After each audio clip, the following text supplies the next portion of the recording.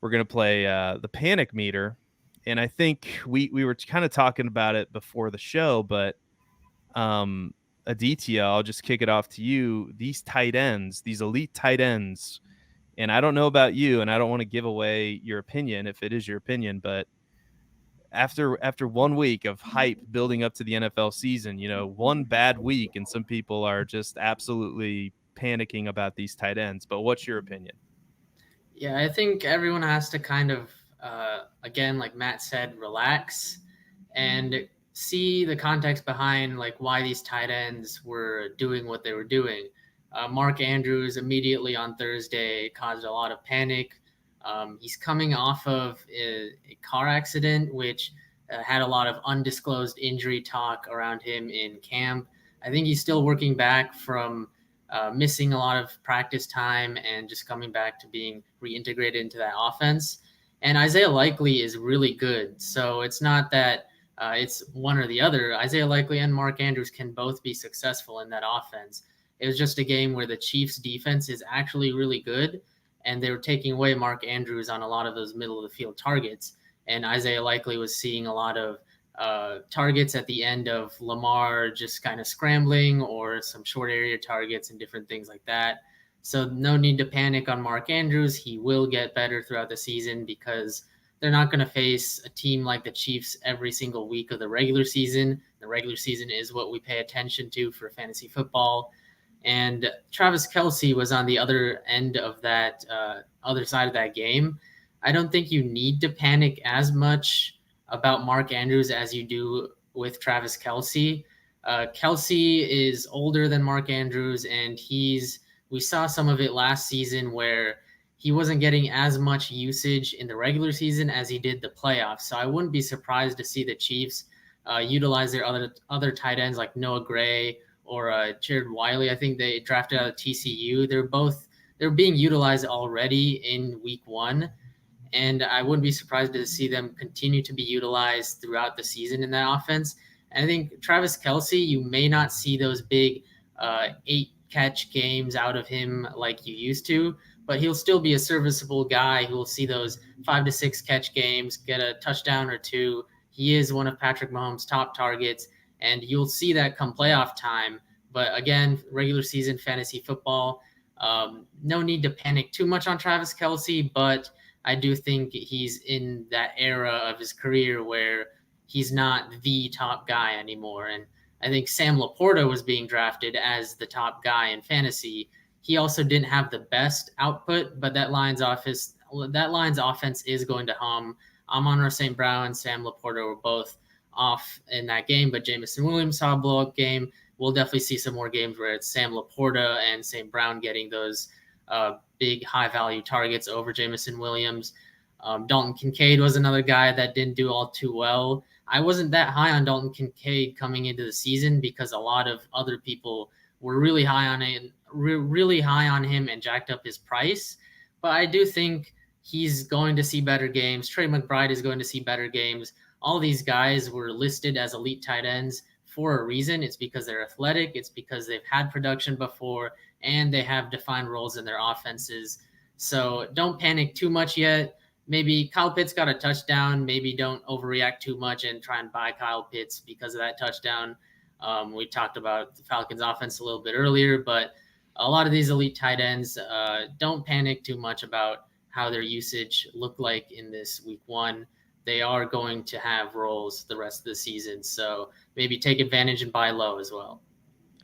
I guess the better, I'm going to kick it right back to you because I think the better question, and you wrap that up very well. I think the bigger question with these elite tight ends right now is, if you're a win now team, are you trying to tear down and take value if you don't think a guy like Travis Kelce is going to be that game-breaking tight end, but there's still that uncertainty, right? It's only week 1.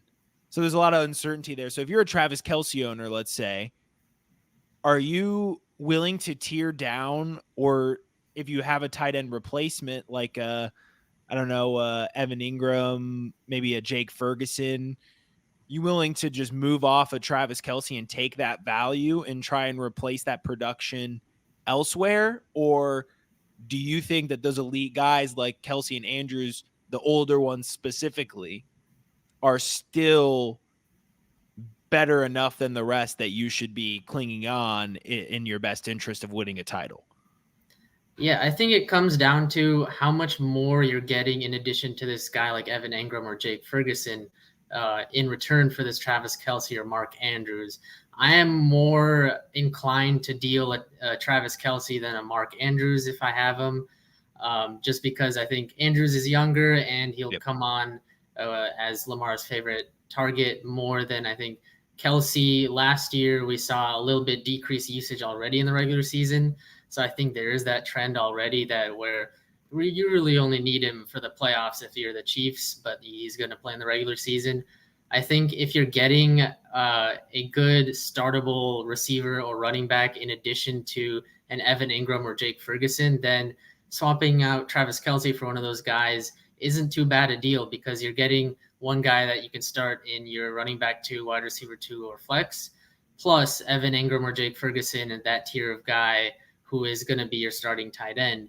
And I know Evan Engram didn't have the best game either. He had just 1 catch, but Trevor Lawrence only had 12 completions that game. So that's another guy to not panic too much on because he will see more usage, and he got a lot of usage last season. It was just the lack of touchdowns that hurt him last season. And Jake Ferguson still waiting to hear on his injury too, but he's also another guy where the Cowboys offense is CeeDee Lamb, not much else going there. So a lot of those red zone targets you like to see from Jake Ferguson. So a lot of these buy sell points are really coming from, are you expecting to see usage from those maybe tier 2 tight ends where they have roles, they've had roles before compared to these tier 1 tight ends like Travis Kelce or older guys where maybe their roles are diminishing a little bit and you want to see that trade-off where you also get another guy in that deal that can contribute for you for your win now dynasty teams. Yeah, and you guys can comment on this. My gut tells me like the value on those deals right now, and maybe I'm just crazy, is going to be on the Travis Kelce side. It's going to be on the Mark Andrews side. Yeah. Obviously it depends on the league, but that's just where my gut tells me, and you know, my Spidey dynasty senses, like always trying to seek out the value. Like I would, if I have a win now team, I would definitely, and I need a tight end, I would definitely be seeing what the Travis Kelce owner wants for, at least seeing what the price is, because I'm always checking in on those things and they could be wanting to get out. I don't know, but I agree with you. I'm not panicking if I have Mark, especially if I have Mark Andrews. He was bracketed all night, especially Dalton Kincaid. I saw some film where the Cardinals were dedicating 4 defenders to him on one play. I know it wasn't like that for the entire game, but they were basically taking him away, and they still give up 34 points. So hopefully that's not a strategy that other teams employ. But yeah, I'm looking to buy some of these guys. I'm looking to buy Travis Kelce if I have a win now team. I'm definitely interested in Mark Andrews. If somebody wants to, somebody's panicking on, Dalton Kincaid or Trey McBride, I don't see anything out of a 1-week sample size that concerns me, to be honest with you. I'm a little concerned about Evan Engram, but I have faith in the offense that they passed the ball a ton last year. Their pace of play was, I believe, top 6 in the NFL. So I believe that they're gonna figure some things out, and it's at the end of the day, you're gonna be happy that you had Evan Engram. You're gonna be happy that you had some of these tight ends on your dynasty roster. Now, if for those listening, Matt Babich is gone, so we'll just go into the next segment and he can catch up with us. But let's play a little panic meter on Marvin Harrison Jr. Aditya, what's your thoughts on the rookie phenom, the rookie that was drafted, a lot higher than maybe some people thought he should be drafted. Other people were super bullish. The opinions were all over the place. Should we be panicking on Marvin Harrison Jr.? I don't think you need to panic on Marvin Harrison, especially in Dynasty. You're not drafting these guys for just 1 week. He's seen as a generational prospect heading into the draft. And I saw today that the offensive coordinator for the Cardinals, Drew Petzing, he said they want to get Marvin Harrison involved more in that offense. And I don't think that's just coach speak or anything. He is the best talent that they have in that wide receiver room. Greg Dortch is great and all, but Greg Dortch is a late round fantasy target. He's not Marvin Harrison, who you were drafting top 3 in your dynasty drafts. So you definitely don't need to panic already on Marvin Harrison. Wait for that offense to unfold, and he's young. So dynasty, you've got a long ways to go with Marvin Harrison. Age matters way more for wide receivers and running backs than it does for tight ends, like we were just talking about. So definitely do not panic on Marvin Harrison. I'm kind of panicking on Marvin Harrison, in part because he looks super slow. Mm-hmm. Like, it literally looked like he was running uphill on some of those routes. I'm starting to worry a little bit about his ability to win and separate at the next level. We know that separation isn't everything, but being a guy like Marvin Harrison Jr., you better be, and this new age receiving in general, it's all about separation. DeAndre Hopkins, like that kind of archetype is starting to get faded out. That's why guys like Johnny Wilson or, Denzel Mims, like Keon Coleman can't just do what Keon Coleman did in college. That's what DeAndre Hopkins made a career out of. But DeAndre Hopkins is one of very few. So if Marvin Harrison isn't going to be able to separate, if he isn't going to be able to burn people deep, if he's only going to be a contested catch guy, then he is one of the most overvalued players in Dynasty. I'm not ready to panic sell because I don't have any Dynasty shares because he was way too overpriced. I have Malik Neighbors shares because I'm smart. If I could tear down, I'll say this. If I could tear down from Marvin Harrison Jr. to Malik Neighbors to get plus, I'll do it right now. Gotcha. But I'm probably going to look like a fool for saying that because Marvin Harrison Jr. is, as we know, prolific college prospect. Better days ahead than, playing week 1 at Buffalo where Kyler wasn't having a lot of time in the pocket. But if that's going to be a theme all season, Kyler's not going to have time in the pocket and he's going to be throwing the underneath over the middle routes rather than the deep routes. And, I don't know. There's a lot to worry about if you're a Marvin Harrison Jr. owner right now. I'm not hitting the panic button, but I'm a little worried if I bought into his draft capital. Lord help me if I traded for Marvin Harrison Jr., if I traded up in the draft, or if I gave up capital to get this guy on my team. There's a lot to be nervous about. The offensive coordinator said he wanted to get him involved in the game. What that tells me is Marvin Harrison Jr. isn't ready to be more involved in the game. Because if it were that easy, they would have done it. They lost the game to Buffalo. If they could have gotten Marvin Harrison Jr. more involved, they would have done it. So it worries me. But like I said, I'm going to take my own advice, and I'm going to relax on Marvin Harrison Jr. But in terms of panic meter, I'm panicked. Okay. Why wouldn't I be panicked? I think I think you should take your own advice. I mean, I'm gonna need to see more games with Marvin Harrison Jr. Before I really start panicking. I don't think it was a crazy take to have Malik Neighbors over Marvin Harrison Jr. That's a take that became more popular as we got closer to rookie draft season, I think. Obviously, the concern with Malik Neighbors is Daniel Jones and who the heck is their backup quarterback? Is it Drew Lock? Is that right? I think so, yeah. Drew Lock. The thing with Malik Neighbors, though, is that you can script him touches much easier than you can script Marvin Harrison Jr. touches in terms of Like, just think about what the Lions did with Jamison Williams on Sunday night. Like, that's the type of stuff that you could do with Malik Neighbors. Put him in motion, drag him across the field. He's dynamic enough to where you can really get creative there. And I think Brian Dable is going to start going for that. I think when Daniel Jones gets benched is when we start seeing that develop a little bit more. And that's, again, what worries me, because Kyler Murray is a good quarterback. And he's capable of getting it to Michael Wilson and Trey McBride and Greg Dortch. And he was capable of getting it to DeAndre Hopkins. And he was capable of getting it to Marquise Hollywood Brown when he was available.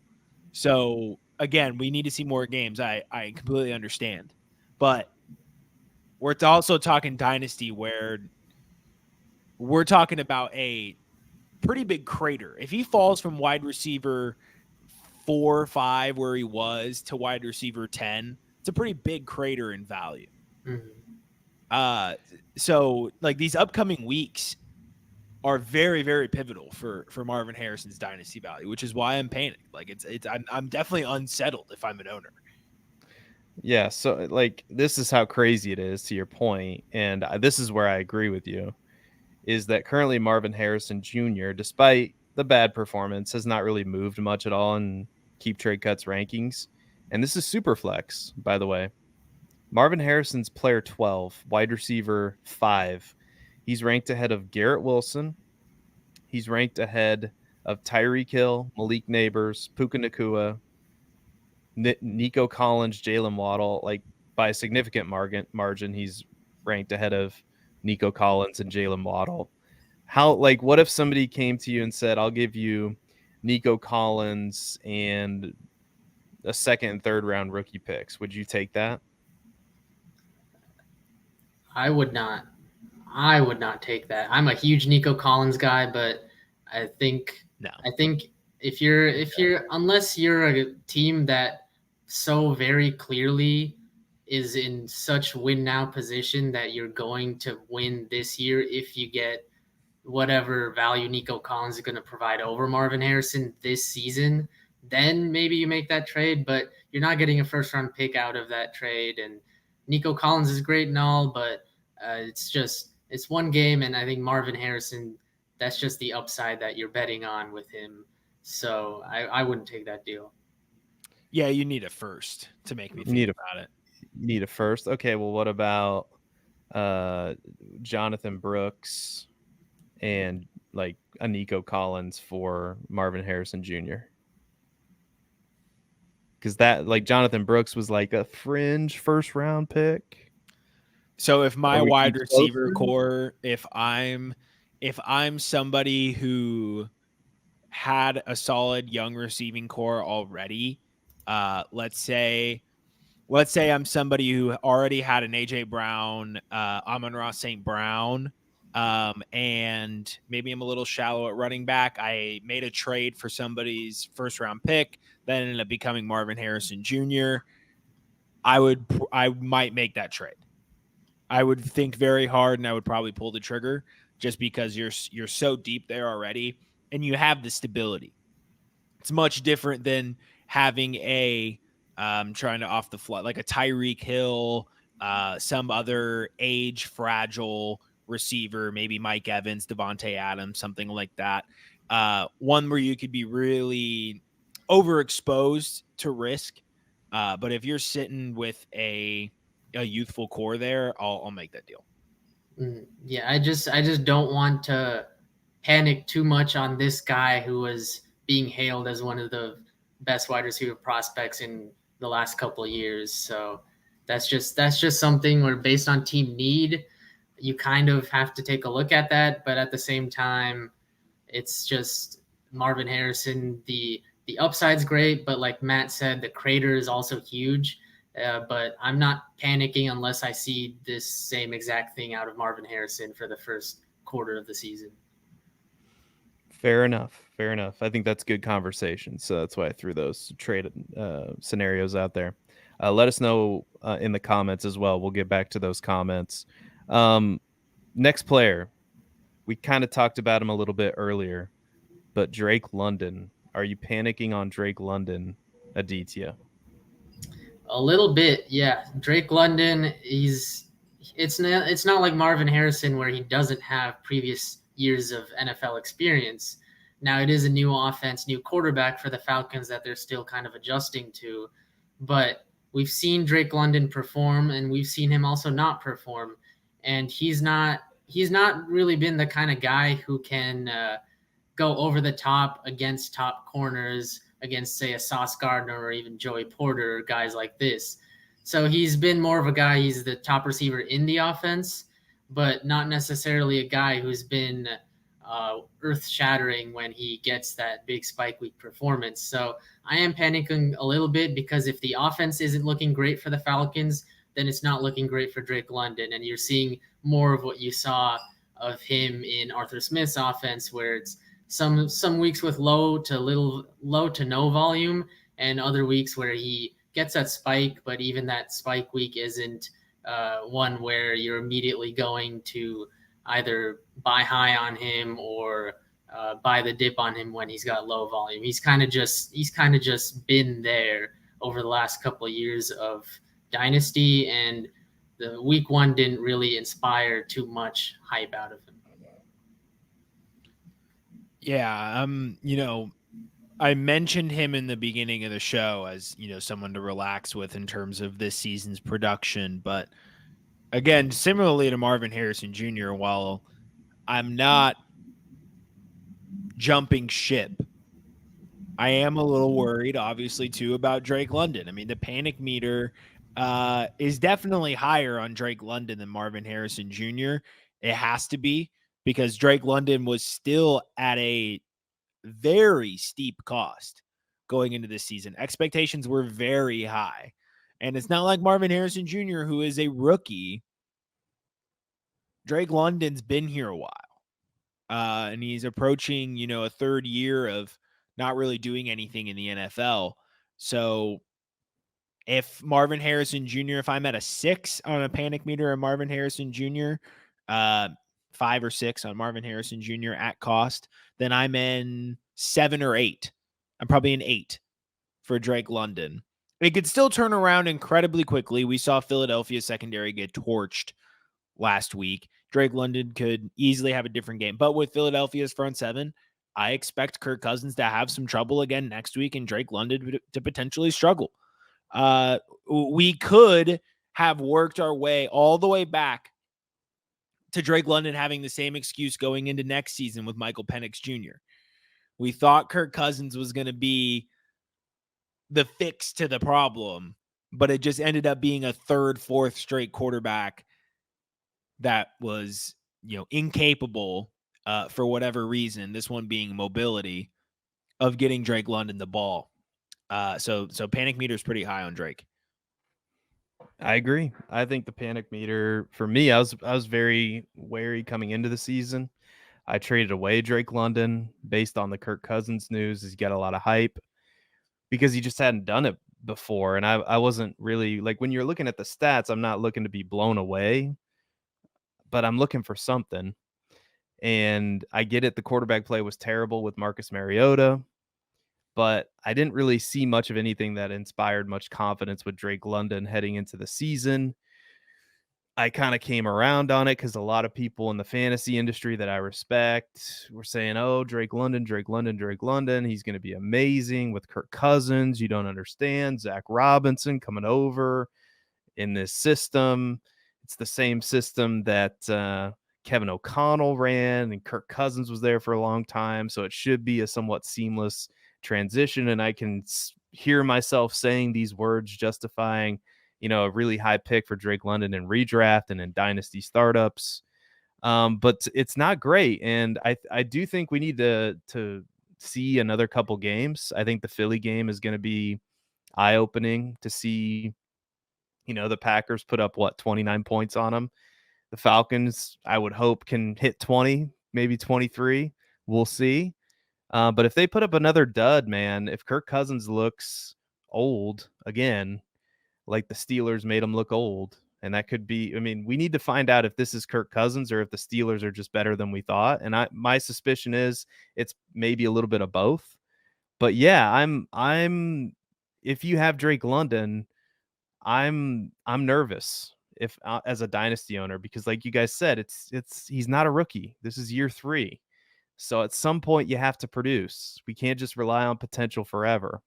So I would be nervous, and I would be angling toward potentially getting rid of him, trading him away in dynasty while his price is still very high, because when you look on Keep Trade Cut, Drake London is the wide receiver 14, ranked 35th in their Superflex rankings. That's still very high. So again, he still has a lot of value. So I might test the waters, even if he has a good game next week. But the next player on the list, Chris Olave. Aditya, what are your thoughts on Chris Olave? So I'm panicked on Chris Olave, but not as much as Drake London for a little bit gauge on the meter. Chris Olave also entering his 3rd season and has good production behind him. He has top 20 targets per route run, both his rookie year and his 2nd year. Entering his 3rd year, the Saints offense had an explosion in week 1, but against the Panthers, who may be a historically bad team. But he didn't really get a whole lot of that offense that the Saints had. But I think you're not panicking too much on Chris Olave, but based on cost, his price was pretty high entering the season. And I don't blame people for buying high on him, because he is year 3 wide receiver who's had some elite metrics over his first couple of seasons. But the fact that he's in the Saints offense that, despite the 47 points week 1, has Derek Carr at quarterback, who wasn't all that great last season. Not a whole lot of downfield success for Olave and Carr connecting on those targets either. So I think while on one hand, I see the potential in Chris Olave, on the other hand, I think that the cost that you were acquiring Olave at entering this season, and the cost that he, I think, still is at now, he didn't dip too much after this week 1 performance. I think I'd be comfortable moving off of Chris Olave, because I don't think he will reach those spike weeks that you maybe saw potential in him before this season, especially if Derek Carr continues to be that franchise quarterback that he signed a big long-term contract to be. I'm actually the opposite here. I'm okay with Chris Olave. This is a situation where I'm more comfortable with relaxing, because the Saints were up 17-0 within the first few minutes of the first quarter. I'm trying to find the exact mark, but they went up 17-0 very quickly. They went up 30-0 prior to halftime and ended the half 30-3. So Chris Olave didn't even really get through a quarter of football before it was garbage time. They had the 59-yard bomb to Shaheed. The different tight ends were getting targets. They were bringing in the Taysom Hill package every now and then. Kamara was tearing through the defense from the rushing in the rushing game. But what I loved to see was a lot of pre-snap motion. Derek Carr looking comfortable in the pocket, delivering some really good balls. This offense under Kubiak is looking actually pretty competent. I understand it's the Panthers, and so we have to relax on that aspect as well before we start thinking the Saints are going to be rolling out a weekly top 5 offense. But they're sure as heck going to need Chris Olave more than they did Sunday throughout the rest of the season. And we've seen Derek Carr's desire to target him in the passing game. Shaheed's going to be a problem. He's a big playmaker. He's deserving of the nearly 20% target share that he's probably going to get over the course of the season. But there's still plenty of room for Olave. I think he still ends the season as the target leader for the Saints. So I'm good on Chris Olave right now, because the one thing I'm pretty certain on with Olave situation is that the Saints are going to have a much better offense than they did last year. In fact, they're probably going to have an above average offense. And so if I'm getting a number 1 target on an above average offense for at least the next 2 seasons with Chris Olave, I'm much more comfortable on Chris Olave than I am Drake London. Yeah, we've at least seen, back-to-back well, I guess in 2022 it was borderline wide receiver 2. He was wide receiver 25 in fantasy points per game in 2022. He was wide receiver 19 last year in fantasy points per game. He had it feels like every year he's near the top in air yards. He was 6th last year in air yards. So one of these years, and the problem I keep coming back to is Derek Carr. I don't know if Derek Carr is conducive for producing an elite fantasy wide receiver like we think Chris Olave can be. The stats are weird from last week, and I think that has to do with the positive game script they were in. Derek Carr only threw for 200 yards. Rashid Shaheed led them in targets with 5. So it wasn't like he was getting 8, 9, 10 targets. It was just 5 targets. He just so happened to hit a big play, which is what Rashid Shaheed is known to do. But what's weird is Foster Moreau gets 4 targets. Alvin Kamara gets 5. That's not weird, but you see what I mean. He gets for a day. Yeah. Imagine what you would do as an offensive coordinator if you got to be the Chiefs for a day. That's what it's like game planning for the Carolina Panthers. So, like, can we blame them for getting Foster Moreau involved? Getting Jamal Williams a touchdown. Mike Tipton for a day. You get to be doing. You get to bring Shaheed Kamara and Taysom Hill into the backfield or whatever that play was. They were like Clint Kubiak was so deep in his bag, like he pulled out an Andy Reid costume, put it on, and just impersonated him for 48 minutes. Yeah, Mason Tipton. Have you ever heard of him? He had a catch for 6 yards. Chris Olave, 11 yards receiving. Mason Tipton, 6 yards receiving. So I think I'm in line with you, Matt. I'm not as panicked as I am with Drake London. If Drake London's a 7 or 8, and I think I agree with about that line, I think Chris Olave is a 4 or 5 to me. But the problem is anybody who's expecting him to be a top 12 fantasy wide receiver is probably going to be disappointed. He's probably in the range of wide receiver 15 to wide receiver 24, like somewhere in there. Like he's probably more in that range than he is like in the top in like 12 to 6. Like he's not going to get there in this, because the Saints team is also, I think their defense is really good. I think they can get into some games where they're just running the ball and kind of trudging down the pace, although they were top 10 in pass attempts last year. They're going to throw a lot to Kamara too, and obviously, like we talked about, Shaheed. So I think Chris Olave is destined to be the wide receiver 20 in fantasy. So at his current price of wide receiver 16 in Dynasty, I guess that's about right. So, and like I said, we've seen those kinds of seasons from him before, so I'm not as worried, and I think he's going to hold his value a little bit better than potentially Drake London because he's still a young guy. But let's get to the next guy on the list, because Aditya, you put these next two items on the list, and I have strong opinions about the second one. But Deontay Johnson, Aditya, you put this name on the list. I'm interested to hear what you have to say about Deontay Johnson. Yeah, Deontay Johnson's a guy who's kind of been dealing with bad quarterback play his entire career.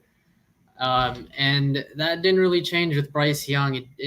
Bryce Young hasn't, at least through week 1, hasn't taken the step forward that the Panthers would probably like him to take. Now, week 1, it was a blowout game, so I think take it with a grain of salt with how much volume was involved in the Panthers offense.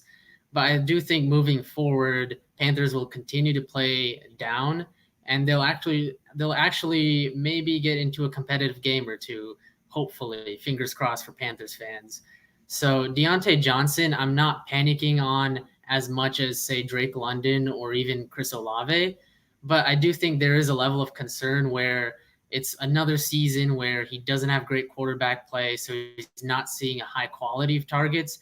But I think that volume is going to come as the season goes on, because the Panthers are going to be in games where they're going to have to pass a lot. And Deontay Johnson's kind of been that route running guy who's been a good outlet for quarterbacks who haven't been all that great at throwing the ball.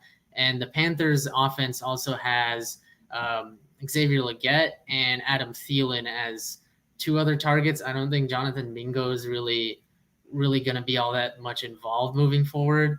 And Adam Thielen's kind of the guy who ate a lot of that volume last season that I think Deontay Johnson is going to take on. So it was a week 1 dud for Deontay Johnson. And while there's concern that he's not going to reach that level of alpha wide receiver that he might have with the Steelers, people were thinking, oh, this guy's the number 1 target for the Steelers. They're going to pass a lot. Kenny Pickett, whatever.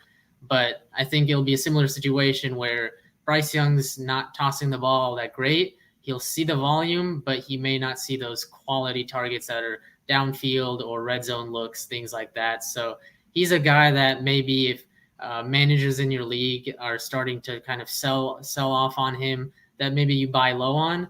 But he's also not a guy that I'm jumping at targeting in dynasty leagues. Like I want Deontay Johnson. He's more of a guy, if someone puts him on the trade block, float an offer for him, and he'll end up in your flex and give you some good weeks there. Yeah, I mean, it's definitely time to get ready to panic on Deontay Johnson. I mean, he was second on the team in targets with 6, right behind Xavier Legette with 7. Only converted 2 to receptions, 19 yards. Pretty abysmal performance, but it was a pretty abysmal performance all around. So not a lot to really take away with certainty from the Carolina Panthers offense, except for the fact that they're not going to be very good. And that's kind of the antithesis of the entire argument behind Deontay Johnson going into the season in the first place, was that this offense was going to take a pretty significant step forward. Now they have the Raiders coming up. They have Cincinnati, who New England looked really pretty solid against, coming up. Washington, who's a bad secondary. Denver, week 8, who's not terrible, but not a stout defense necessarily either. So there are some soft matchups here within the next 7 to 8 weeks. That'll really truly tell as we start hitting so week 3 with the Raiders. That's probably the big signal for Deontay Johnson. And if he doesn't hit week 3, it probably will be time for Deontay Johnson managers to start trying to look at their options. If you're a middle of the pack team, like 28 years old, a offense that's probably going to improve next year, even if Bryce Young's bad, like they should take some strides forward, repairing the offensive line and setting that system in Carolina. So neutral teams, probably may want to just cling on and see what happens as his value is going to decline. But win now teams, if this is what we're going to have to deal with Deontay Johnson, that's not what you're going to want en route to a championship run. Yeah, I think you said that really well. I think the most concerning thing to me is that this was the negative game script of all negative game script situations. I mean, they end up losing the game 47-10. They're basically in catch-up mode the whole time. And yet somehow, I don't even know how this is possible. In that scenario, Bryce Young completes 13 passes.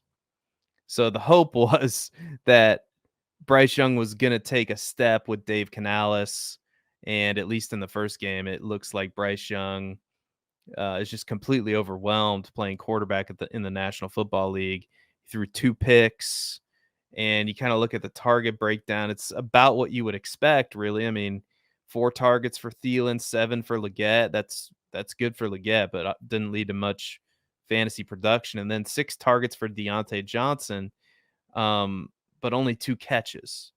And this is a situation to monitor, but yeah, I'm definitely more on the side of panicking than I am, than I have optimism, because this could just be a terrible situation for all players involved. And the Carolina Panthers, once again, have somehow played this trick on us, definitely on me, because I thought Deontay Johnson would be in a really good situation, because I just thought negative game script, a guy who gets open, how can you screw this up? It should work. Like the volume should be there.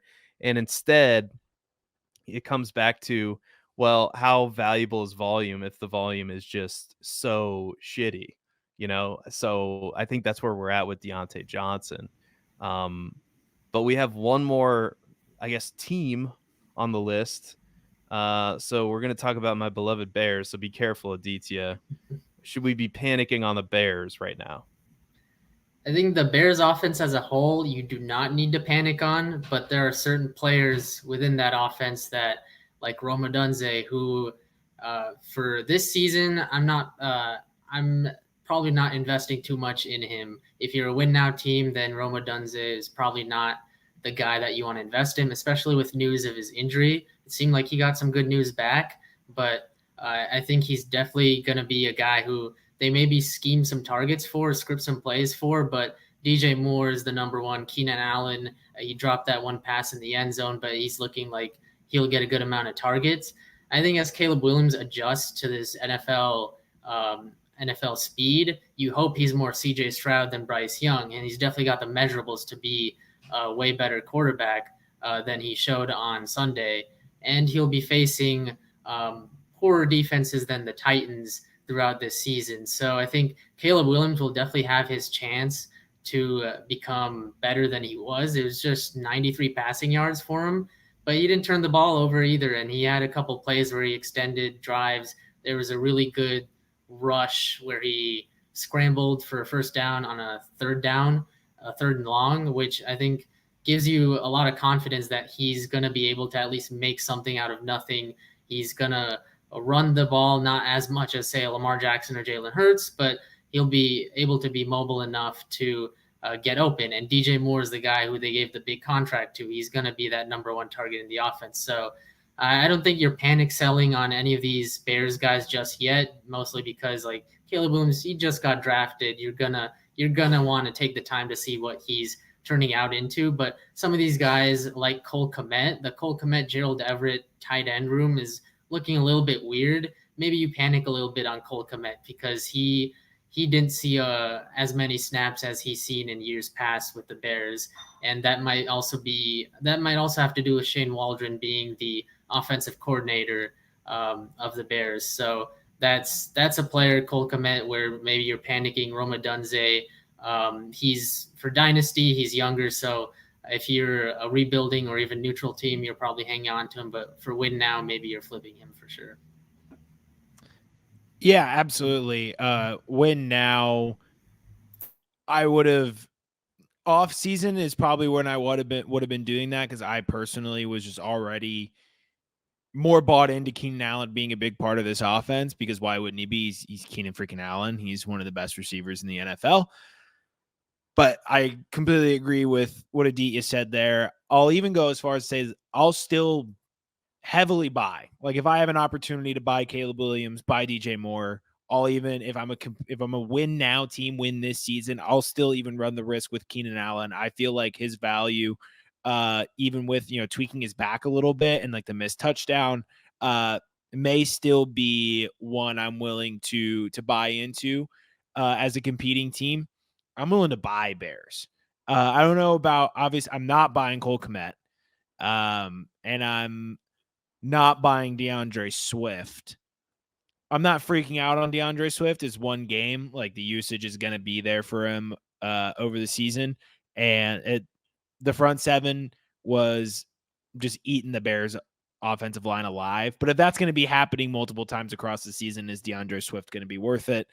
I don't know. So I'm not buying DeAndre Swift. I also don't think that game is going to be a reflection on his season long usage, but yeah, the Bears, where I am concerned just from a team perspective, and this affects the running game, which makes my DeAndre Swift take, at least at the beginning of the season, look rather foolish, is that the Bears have a real problem on the interior of their offensive line. Center, left guard are massive weaknesses for them right now. So they either matched up very poorly against the Titans, which Tavondre Sweat looked like a man amongst boys, and Jeffrey Simmons is a stud. And we know the Titans overhauled that defense in the offseason. So there's a chance that, the Titans defense, kind of like we were talking about the Steelers earlier, Titans defense might just be really good.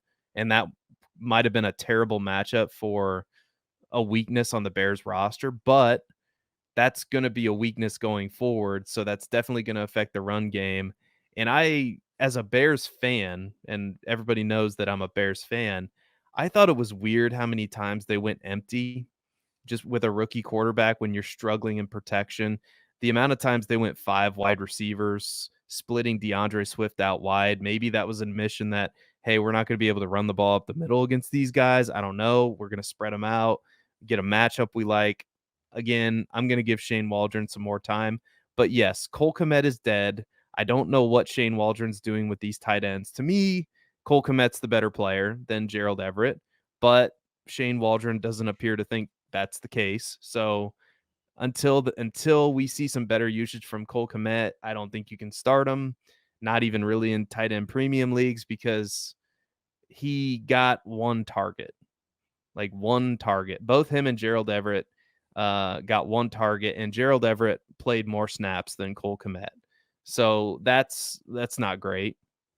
But when we talk about DJ Moore, Keenan Allen, I mean, Keenan Allen got 11 targets, for crying out loud. DJ Moore, 8 targets. If Rome Odunze's going to miss this week, and he's going to miss this week, if he's going to miss multiple weeks, which is possible, these guys have to be in your lineup. Like, they're going to get target volume.